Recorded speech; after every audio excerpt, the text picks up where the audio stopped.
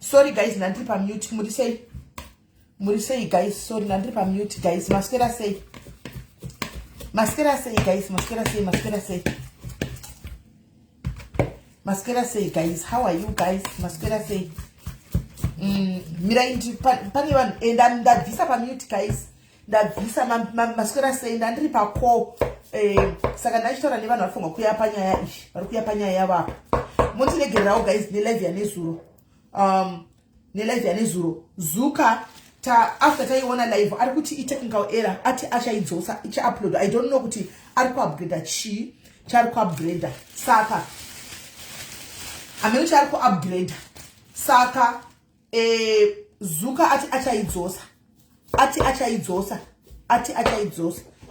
guys, amusi kunzwa here muri kundinzwa here guys? Can you hear me?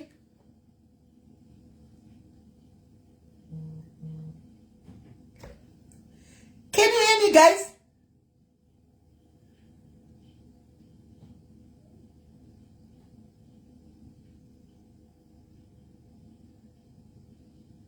Can you hear me guys? Muri kundinzwa?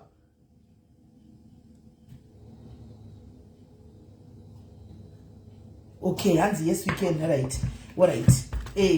Alright. Tafunga nanga musi kundinzwa. Saka ndanga ndiri pa call nevasikana nemunhu ari kuya pa live apa. Saka ndo ndiri pa call naye. Saka ari kutsvagira umwe wake data. Ari kuwanga achida kubvunza data ndotenga sei. Ari kunze kwenyika. Saka ari kutengera mumwe wake data. So nyaya live yanezo guys mondiregerera pa live yanezuro. Hands technical error kudina zuka. Saka takamisira email akatrya kuidownloada nezuro. Saka ari kuti pane technical error dzekuitika mene zvari kuupgrade. Saka takangomirirawo kuti idzoswe. Kune vanga vachiitsvaga because ndatsvagona nakwana but unfortunately ndandiri kubasa, ndandiri kutraining. Saka handina kukwanisa kuti ndozozvona ndasvika kumba izvozvi kuti hapana ndiki. Ndafunga kuti maadmin anga ari on top of that kuti vati hapana. Saka dziri kufambigwa nechi nabamunini izvozvi nyaya dzacho dziri kufambigwa nabamunini izvozvi.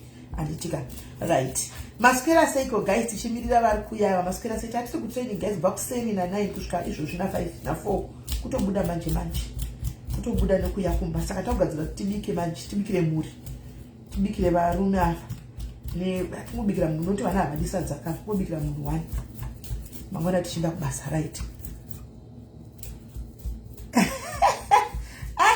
Angels, how are you? How are you Angels? Hanzi kupisa kukuita kapa. Iwe, matonhorero ari kuita kunochera zvokupisa usadaro iwe. Matonhorero ari kuita kunochera zvokupisa ikona kudaro iwe. Shongochera zvokupisa chokwadi. Nematonhorero ari kuita kuno iwe. Iwe ngaiwe. Haudaro so.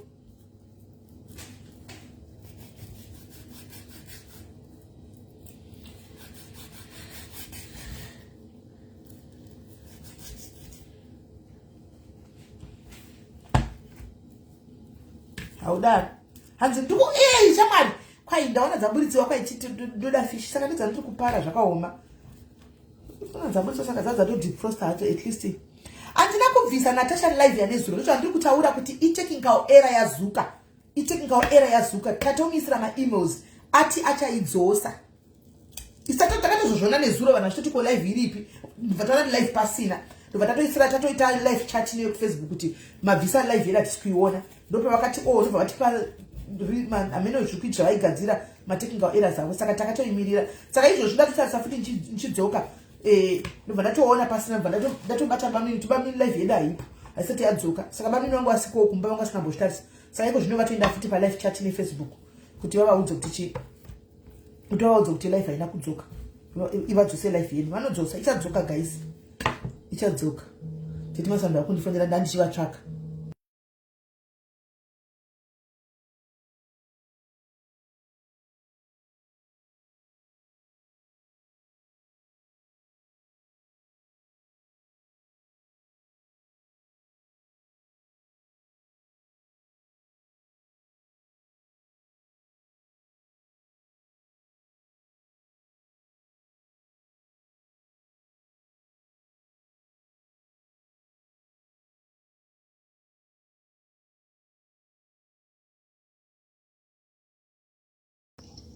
Alright. Aiwa ipo. haipo ngati bloke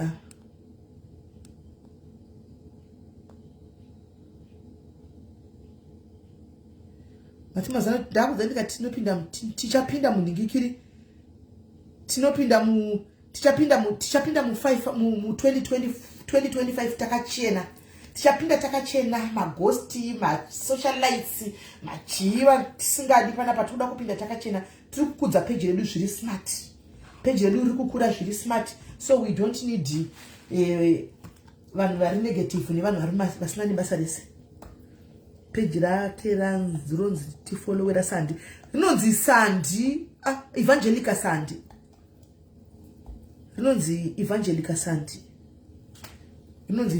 Sandi ta 2020 by guys hatisi kuita zvokumira tiri kuclear toda kusara nepage zviri negative page riri kukura zvakanaka pasina kana negative right adzoka shimira ndibogeza mukuru auya musikana hello dear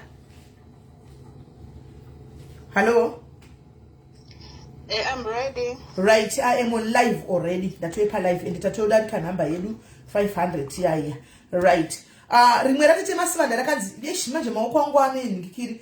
Pina mina ndione tindogona pina nechidodoma here. Mina itwa. Muteverewo iri guys. Follow this page. Follow this page guys. Follow this page. Ndandaka pina iro. Follow this. Ichauya live yaSandi guys. Ndataura one kuti panzi I taking our error yazuka. Saka ichauya takatongoona sipo hanzi taking our error. Right guys, ndine munhu wandinaye panapa. Anditika. So I'm just going to protect your name. Anditi. For today I'm going to call you Betty. And Mona. Today I'm going to call you Betty. Antimashwana. So yes Clara aiwa positive takaenda zvisina basa tokanganwa noise we ignore. Tukutoenda mberi ende tikukura zvotodaro. Mukoona here tikukura guys page iri kukura zvotodaro. Tukutoenda mberi takadaro. Saka ndine munhu wandinaye panapa ndichamuti Betty kumuprotector. Saka guys we listen, we don't. Aiwa nyora in comment section. We listen, we don't.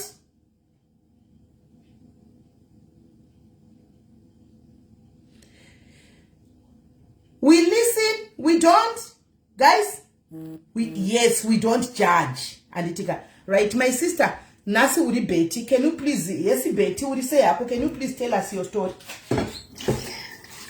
Thank you, SIS MELLY. Can you hear me? Yes, very clearly. Okay. Inini nyaya yangu nchatomboita kunge kako ta like a storytelling. No problem, we are here. Anditi. Chakaita kuti ndiuye ndakainspirewa naEvangelica akataura nenyaya yake nursing kuti haasi kuwana mabasa nekuti pane vanhu vari kuti vakaona zita rake havasi kumufonera back vari kubva vamublocker from working. Saka ndokumbirawo Zimbabwe ndimbokupa a little bit of my history, my background, tozosvika pa why ndazofonera SIS MELLY. Anditi. Saka inini ndakauya kuAmerica 1997-98. Kwanga kusina zvemaCOS. Yanga ingori straight ndakaapply nababa wangu. Baba wangu akangondiapplyira visa ndobva ndauya. Ndichangouya kwanga kusina mambinga, kwanga kusina Facebook, kwanga kusina mbinga, kwanga kusina Facebook. It was just clear your parents vaikubatsira ndowakandiapplyira visa ndobva ndauya.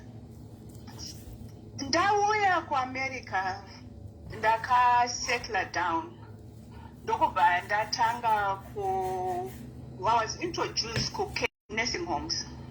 Ndomabasa ainga ariko evanhu vatema. Predominantly vatema ndo vaishanda nursing home. Ndopakabva zita rere rinonzi BBB, British Bad Cleaners, ndoparakatangira ndokozi vanhu vatema ndo vaiwanzoita bad clean chembere. Saka zvedero ndakapinda ndokubva ndati masupervisor angu ese anga ari varungu. Panga pasina vanhu manesi vatema. Anga atori vashoma. So ndabva ndati regai ndi-enroll into the nursing program. Nursing program yachona chaiyo kuti caregiver. Ndobva nda-enrolla in 2005. Ndobva ndakapinda mu-nursing program. Can you hear me, Sis Melly? Yes, Mira wakadaro. Inini I can hear you, but I think quite a network problem Facebook. Bata wakadaro tuoni. Because vanhu vari kungoti network vanenge vasingachanzwi. Bata wakadaro tuoni. Because macomments atomira kufamba. Saka bata wakadaro tuoni. Kuti vanodzoka here vachiti vari kundinzwa.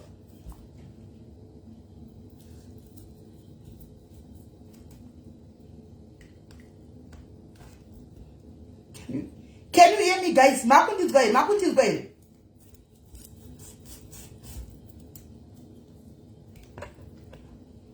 Makundinzwa here, guys. Can you hear me?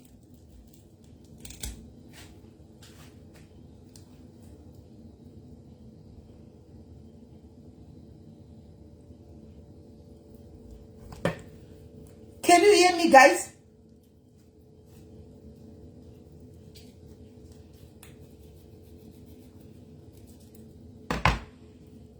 Can you hear me, guys? Yakamira kuti mti network makomenzi yakana kutofamba. Mira tuone. Vari kundibloka, Sis Melly. They don't want me to expose racism. Varungu vari kundibloka. Saka kuti but vakana iwo ku Facebook vakakubloka vari kuziva sekuti uri pano palife. Because vakaheka phone yangu. They don't want me to. I'm a threat. I'm a threat kuti ndikaexpose racism yavo. Zvinogona kuputika kuti vanhu manesi akawanda muchainzwa nyaya yangu. Ichabuda nevamwe manesi. Saka vari kundibloka, Sis Melly.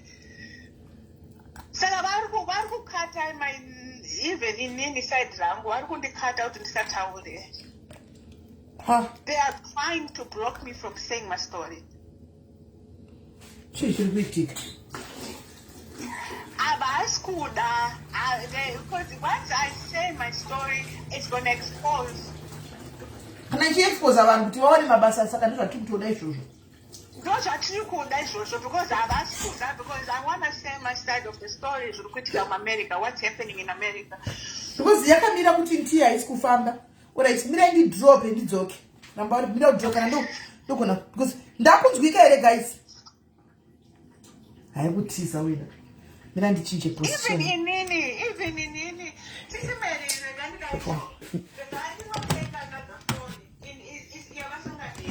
aiwa, mira pamwe unogona kudaro basiri iwo. Mira tuone. Because vari kungoti